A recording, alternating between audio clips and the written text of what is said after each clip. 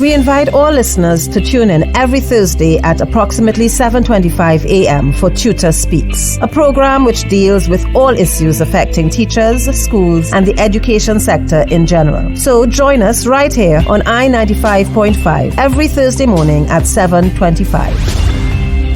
A blessed Thursday morning to all I-95.5 listeners.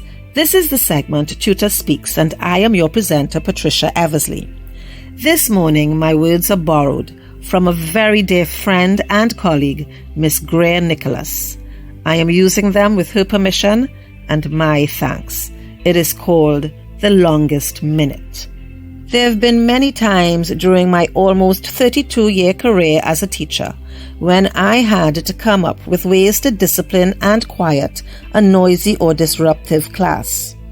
One method I'd use was calling for a period of silence and just doing absolutely nothing, sitting still. Sometimes I'd ask for 5 minutes, sometimes 10, and sometimes 15.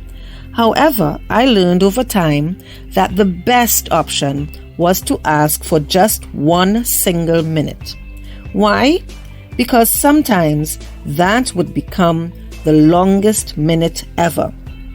You see, apparently, silence sounds different for different people, and sitting still can be a monumental task for many.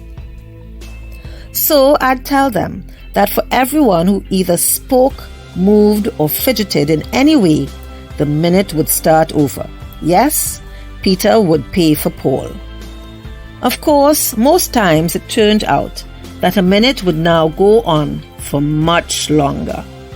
This unprecedented time we're now living in, with its lockdowns and social distancing, reminds me of my attempts at keeping a class still for some time.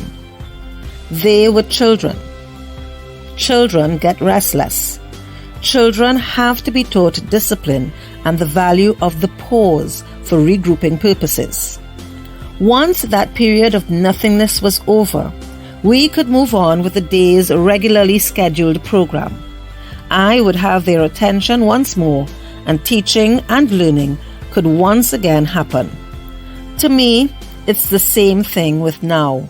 The unexpected appearance of this new form of an old virus has disrupted the world class. Those in charge, the teachers if you will, have called for a minute's silence. They've asked us to do nothing for just a short period till we regain control once more. But some can't do it. We, like little Missy in the corner and that little gremlin over there, can't sit still. Some of us need to disobey just to prove that no one is the boss of us. We need to make our friends laugh with our silly antics. We need just then to have to use the bathroom or to eat a snack. We need to do the total opposite of what is required of us, simply because we can. But these actions make it worse for all of us. It means that we have to stay in that situation for longer.